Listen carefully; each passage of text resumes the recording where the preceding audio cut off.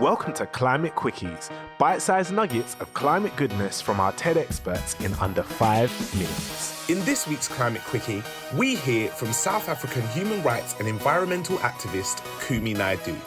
Despite being the former International Executive Director of Greenpeace International and Secretary General of Amnesty International, Quickie explains that if you can sing and dance, you are much more powerful than any CEO of a big organisation. And he believes that artivism, using culture to get your message out there, is a tool which can help us make the biggest impact in the shortest time. Let's head over to Quickie to explain more. Stay curious. Politics does not lead culture. Culture leads politics.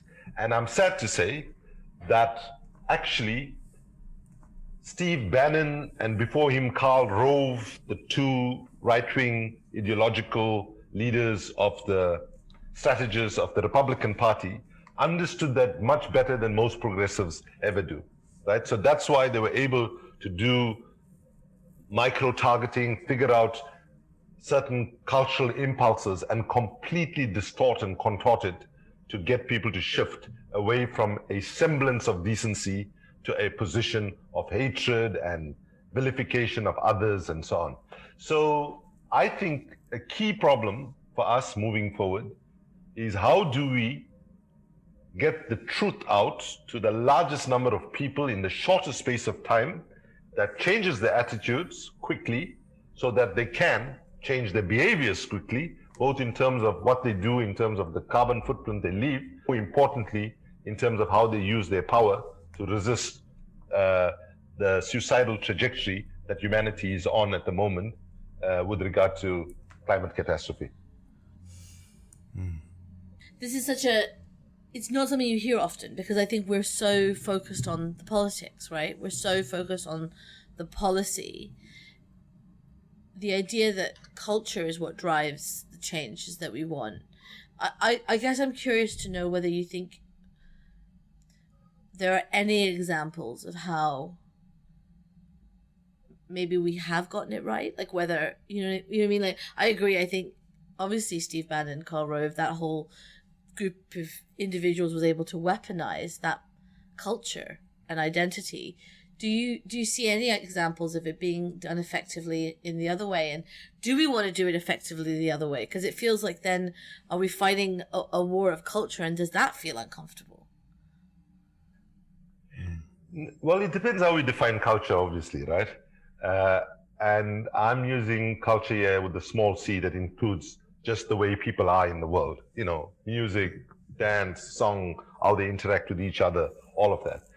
And I think we have not got it right, but I think what I'm very positive about is that there are more progressive people around the world who are saying, like I have been saying for the last 5 years, we have to begin to humble ourselves, understand where people are, and not as activists and leaders in big organizations, preach down to people always and saying, we are the holders of absolute truth and you must just listen to us.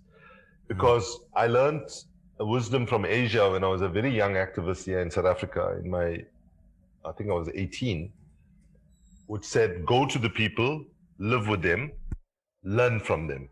Start with what they know, build on what they understand so that when the struggle is won, the people should say they've done it themselves.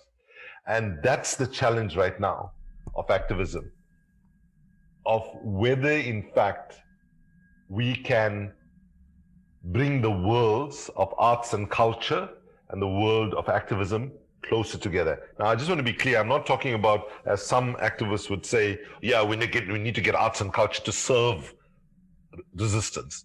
That's not what I'm talking about. And that sort of instrumentalization is not what we need. In fact, if anything, we need arts and culture to hold up a mirror to the failings of activism as well.